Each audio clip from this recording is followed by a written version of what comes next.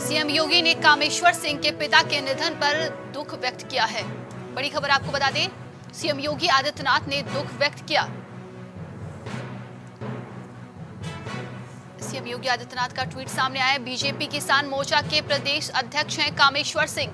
कामेश्वर सिंह के निधन पर दुख व्यक्त किया है। योगी आदित्यनाथ ने देवरिया के मोहरा में पैतृक आवास पर हुआ निधन। डिप्टी सीएम केशव प्रसाद मौर्य ने किया ट्वीट। केशव प्रसाद मौर्य का ट्वीट सामने आया है। कांग्रेस समेत विपक्षी विरोध सामंती मानसिकता है। संसद भवन के उद्घाटन को पचा नहीं पा रहे हैं। डिप्टी सीएम केशव प्रसाद का मौर्य का ट्वीट सामने आया है। कांग्रेस को एशिया की आग करेगी खाक, केशव मौर्य ने कहा। मोदी के हाथों उद्घाटन को पचा नहीं पा रहे हैं।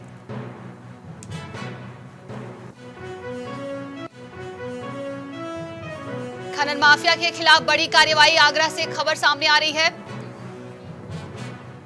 रात के अंधेरे में अवैध मिट्टी खनन पर हुई कार्रवाई। मिट्टी का अवैध खनन करने वाले पर गिरी गाज। खनन माफिया पर बड़ी कार्रवाई की गई है। ट्रैक्टर चालक के साथ जेसीबी पर हुई सीज की कार्रवाई। खबर आगरा से है। एक ट्रैक्टर, एक जेसीबी और 2 अभियुक्त गिरफ्तार कर लिए गए हैं। बड़ी खबर आगरा से, जहां पर खनन माफिया पर बड़ी कार्रवाई की गई है। खनन माफिया के खिलाफ बड़ी कार्रवाई, खबर आगरा से है। रात के अंधेरे में अवैध मिट्टी खनन पर हुई कार्रवाई। खनन माफियाओं पर आगरा पुलिस का बड़ा एक्शन। मिट्टी का अवैध खनन करने वालों पर गिरी गाज। ट्रैक्टर चालक के साथ जेसीबी पर हुई सीज की कार्रवाई। ज्यादा जानकारी के लिए इस खबर पे हमारे साथ जुड़ चुके हैं संवाददाता जिशान। जिशान, अवैध खनन पर पुलिस ने बड़ी कार्रवाई की है। देखिए नंदिनी, बिल्कुल मैं आपको बता दूं, आगरा में कमिश्नरेट लागू होने के बाद खनन की अगर बात की जाए तो खनन माफियाओं पर लगातार कार्रवाई की जा रही है। आज कल रात को भी एक बड़ी कार्रवाई को अंजाम दिया गया। थाना इरादत नगर पुलिस ने खनन से भरे ट्रैक्टरों को, एक ट्रैक्टर, एक जेसीबी और 2 अभियुक्तों को गिरफ्तार किया गया है। कह सकते हैं आगरा में एक बड़ी कार्रवाई है। पुलिस का बड़ा गुड वर्क है। जी, तमाम जानकारी के लिए बहुत बहुत धन्यवाद आपका जिशान।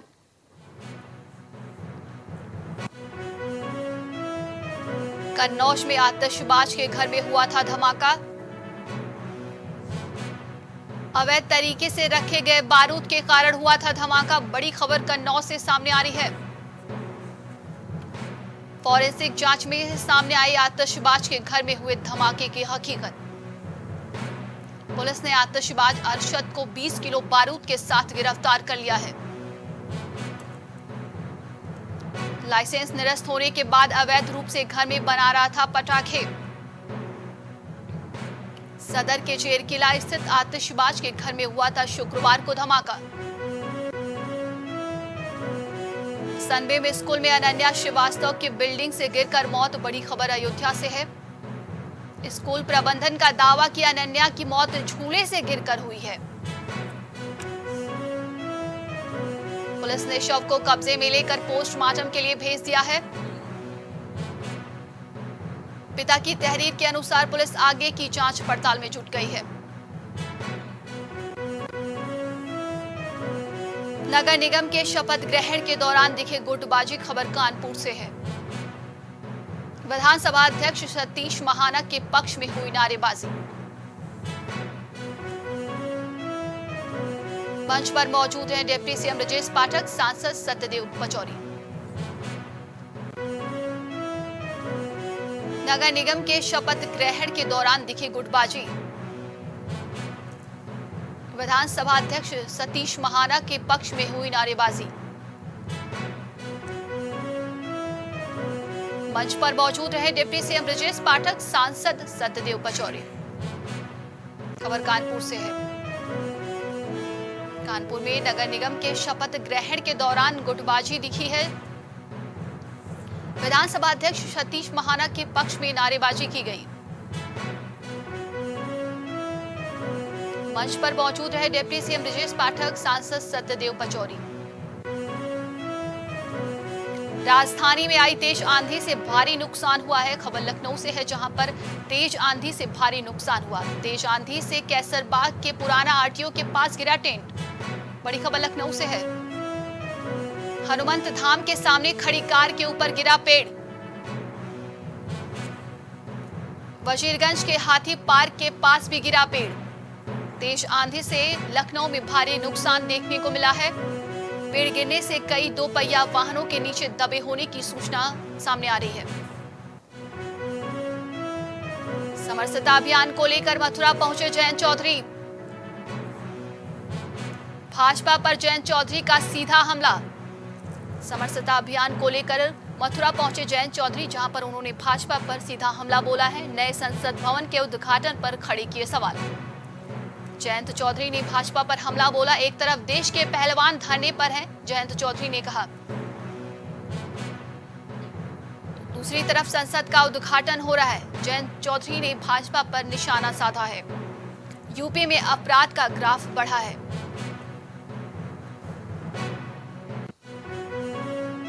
समरसता अभियान को लेकर मथुरा पहुंचे जयंत चौधरी, जहां उन्होंने बीजेपी पर निशाना साधा है। भाजपा पर जयंत चौधरी का सीधा हमला करते हुए कहा कि नए संसद भवन के उद्घाटन पर उन्होंने कई सवाल भी खड़े किए हैं। एक तरफ देश के पहलवान धरने पर हैं। ज्यादा जानकारी के लिए इस खबर पे हमारे साथ संवाददाता विवेक जुड़ेंगे। विवेक, जयंत चौधरी अपने समरसता अभियान को लेकर मथुरा पहुंचे, जहां उन्होंने बीजेपी पर सीधा हमला बोला। उन्होंने कहा कि एक तरफ पहलवान धरने पर बैठे हैं, दूसरी तरफ संसद का उद्घाटन किया जा रहा है। जी बिल्कुल, जिस तरीके से अपनी समरसता अभियान को लेकर राष्ट्रीय लोकदल के राष्ट्रीय अध्यक्ष जयंत चौधरी इस समय काफी गंभीर दिख रहे हैं और जहां जहां भी ये अभियान वो लेके जा रहे हैं, केंद्र सरकार की जो गलत नीतियां हैं उसके बारे में वो जरूर बात कर रहे हैं। अभी देखा जाए जिस तरीके से देश के जो नामी गिरामी पहलवान है वो जंतर मंतर पर 1 महीने से ऊपर हो गया वो धरना दे रहे हैं, अपनी मांगों को लेकर अड़े हुए हैं। अगर देखा जाए तो मुख्य विपक्षी दलों में कांग्रेस के बाद जो है जयंत चौधरी वहां पर पहलवानों के साथ खड़े नजर आए थे। वहीं उनके गठबंधन की अगर बात की जाए, जिस पार्टी से उनका गठबंधन चल रहा है, वो पार्टी भी ब्रिजभूषण शरण सिंह के मुद्दे पर बीजेपी की तरह ही खामोश एकदम चुप्पी साध रखी है। वहीं अगर बात करें तो जिस तरीके से कुल 20 विपक्षी पार्टियां नए संसद भवन के उद्घाटन समारोह को लेकर बायकॉट कर रही हैं, उस पर एक बड़ा बयान देते हुए जयंत चौधरी ने कहा है कि देश के पहलवान जहां एक तरफ धरने पे हैं, उनकी सुनी जानी चाहिए, लेकिन उनकी कोई सुनवाई जो है केंद्र सरकार के द्वारा नहीं हो रही है। वहीं नए संसद भवन का उद्घाटन हो रहा है।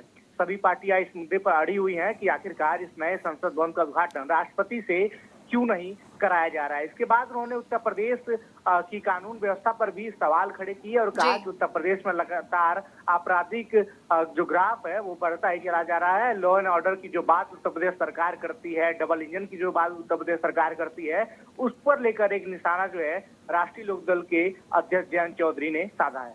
तमाम जानकारी के लिए बहुत बहुत धन्यवाद आपका विवेक। आरएलडी के प्रदेश अध्यक्ष का गाजीपुर दौरा। रामाशीष राय ने दौरे पर दिया बड़ा बयान। रामाशीष राय ने दौरे पर बड़ा बयान दिया है। आरएलडी नए संसद भवन के उद्घाटन का विरोध करती है। राष्ट्रपति संसद का मुखिया है, रामाशीष राय ने कहा। राष्ट्रपति को ही संसद भवन का उद्घाटन करना चाहिए। लोकसभा में विपक्षी दल एक मोर्चा होकर लड़ेंगे चुनाव। आरएलडी की तरफ से बड़ा बयान दिया गया है। एमएफए हाईवे पर 2 ट्रक आमने सामने भिड़े हैं। खबर बदायूं से सामने आ रही है। हादसे में दोनों ट्रक चालक केबिन में फंसे। बड़ा सड़क हादसा है। खबर बदायूं से। पुलिस ने रेस्क्यू कर दोनों चालकों को सकुशल बाहर निकाल लिया है। पुलिस ने दोनों चालकों को जिला अस्पताल में कराया भर्ती।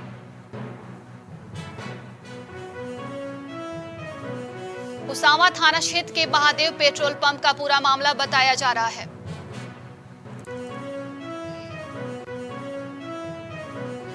लखनऊ में मोहनलालगंज में शपथ ग्रहण के बाद आई आंधी तूफान। आंधी तूफान से मौके पर मची भगदड़।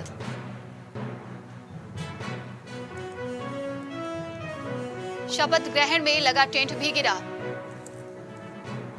तो आंधी तूफान ने आज लखनऊ में भारी नुकसान दिया है। वहीं शपथ ग्रहण के दौरान टेंट गिर गया। मोहनलालगंज में शपथ ग्रहण के दौरान आंधी तूफान आई। आंधी तूफान में मौके पर मची भगदड़। शपथ ग्रहण में लगा टेंट भी गिर गया आंधी तूफान के कारण। पंडित जवाहरलाल नेहरू की आज पुण्यतिथि है।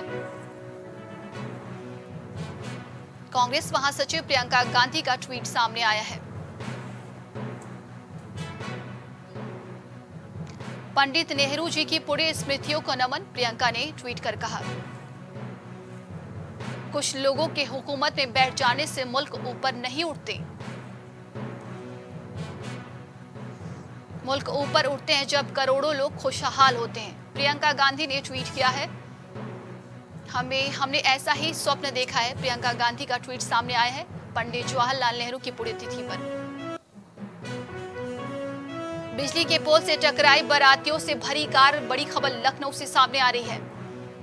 हादसे में 7 लोग घायल, 5 लोगों की हालत गंभीर बताई जा रही है। घायलों को लखनऊ ट्रामा सेंटर रेफर कर दिया गया है। उन्नाव जिले से रहटा गांव आई थी बारात।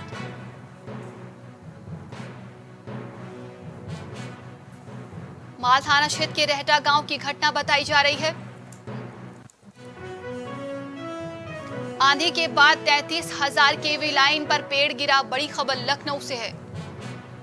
लाइन पर टच होते ही पेड़ में लगी आग। आंधी तूफान ने लखनऊ में भारी नुकसान दिया है। बिजली विभाग के कर्मचारी नदारद रहे। स्थानीय लोगों ने दी सूचना।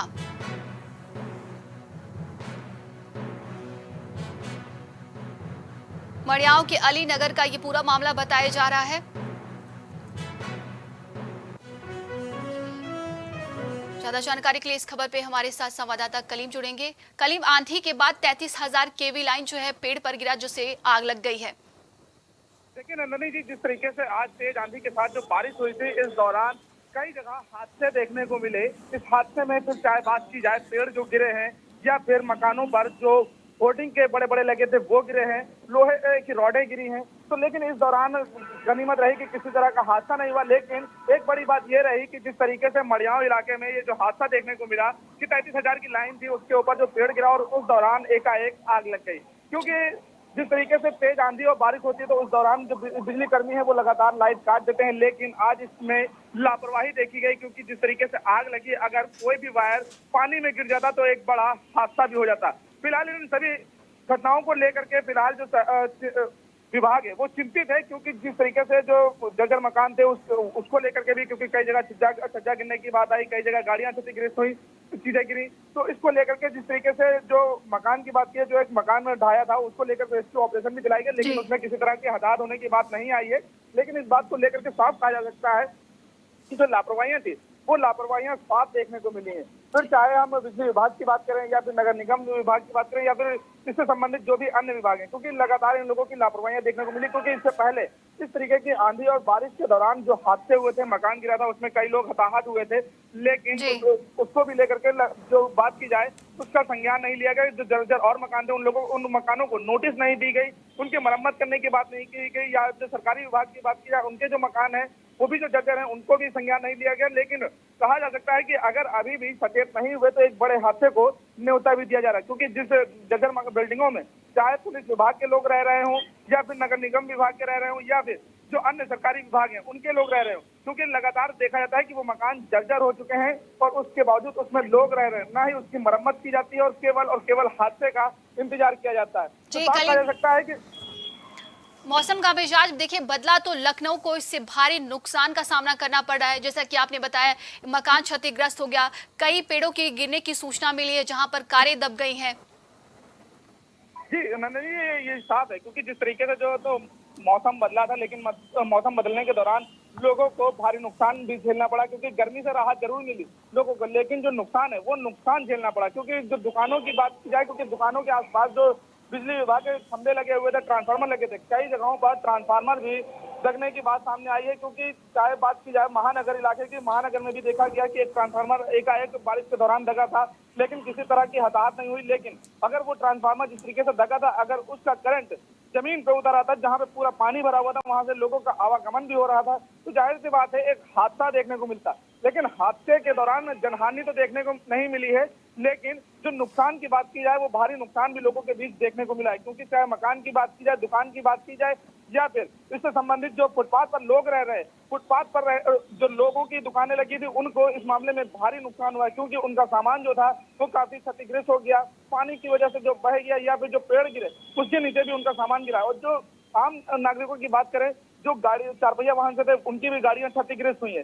लेकिन बड़ी बात नंदनी जी यही रही कि आखिर इस आंधी तूफान के बीच किसी तरह की हताहत नहीं हुई, लेकिन जो लापरवाहियां रही हैं, उन लापरवाहियों का आखिर संज्ञान क्या लिया जाए। क्योंकि मोहनलालगंज की भी अगर हम बात करें, जहां पर शपथ ग्रहण समारोह हो रहा था, वहां पर एक बड़ी लापरवाही रही। क्योंकि जो टेंट लगाए गए थे, वो टेंट भी आंधी के बीच काफी उड़े, क्योंकि लोहे के सभी टेंट थे। अगर उस दौरान भी कोई हादसा होता, जो पंडाल रहा वो भी गिरा, लेकिन अगर उस दौरान हादसा होता तो इस हादसे का जिम्मेदार कौन होता? क्योंकि वहां पे जाहिर सी बात है पंडाल के बीच बिजली के तार भी दौड़ाए गए थे, पंखे लगाए गए थे, उसका भी करंट उतर सकता था। लेकिन हादसा नहीं हुआ, ये बड़ी बात है। लेकिन हादसा हो सकता था, लेकिन इसकी जिम्मेदारी अभी तक किसी भी विभाग ने नहीं ली, और सभी की लापरवाहियां साफ इस मामले में देखने को मिली हैं।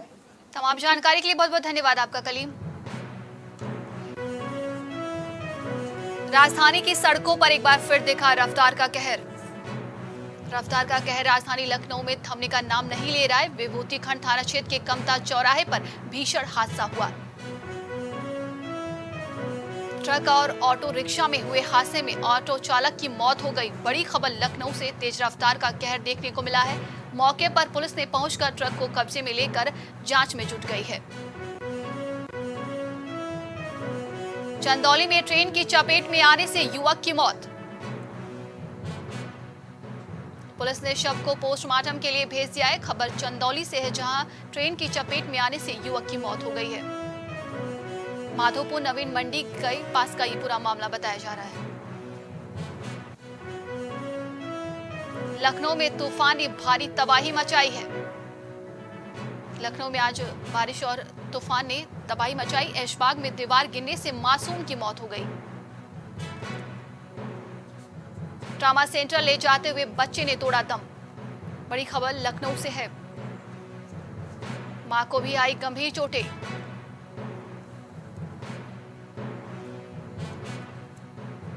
मौके पर ऐशबाग चौकी इंचार्ज पुलिस टीम के साथ रही मौजूद। ऐशबाग चौकी के अंतर्गत हबीबनगर का मामला है।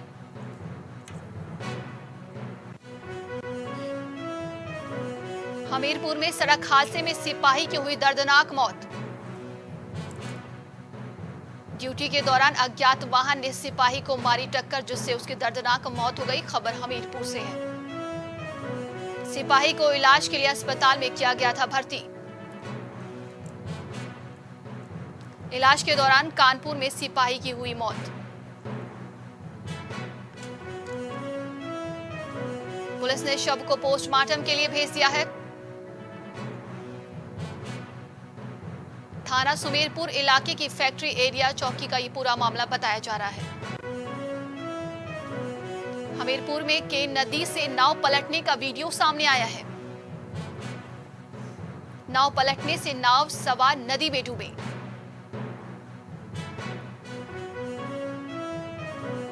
नाव पलटने के बाद अफरा तफरी का माहौल बना रहा। सभी लोगों ने नदी में तैरकर अपनी जान बचाई।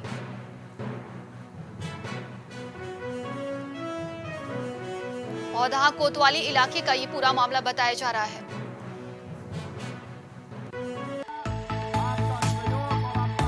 कुछ भाव पुष्प। आप देख रहे हैं प्राइम टीवी, सच साहस सरोकार।